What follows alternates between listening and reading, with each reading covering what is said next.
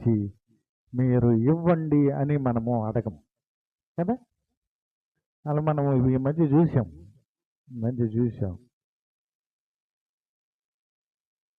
కానీ ప్రాకారమును నిర్మించాలి అని అంటే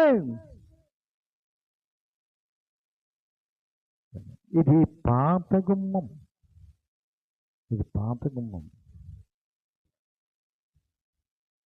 దేవుణ్ణి ఎరిగినటువంటి వారు కావాలి. చాలా మంది ఎరగక ఉంటారు. దేవుని ఎరగనటువంటి వారు పాడు చేసేటువంటి వారుగా ఉంటారు. ఇప్పుడు బబులోనోళ్ళు వచ్చారు, ప్రాకారాలు పడగొట్టారు. వాళ్ళకి ఏం తెలుసు? దేవుని గురించి ఏం తెలుసు? ఈ మందిరం గురించి ఏం తెలుసు? పడగొట్టేశారు, వెళ్ళిపోయారు.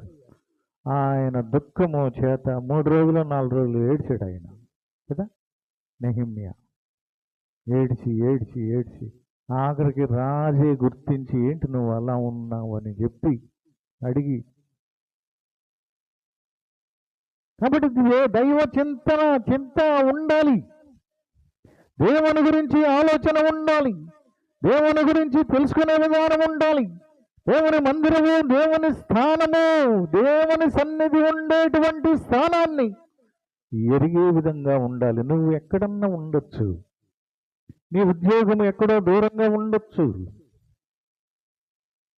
ఇది నేను ఎరిగినటువంటి ఆలయము ఉంది, నేను గుర్తెరిగినటువంటి దేవుని సన్నిధి ఉంది,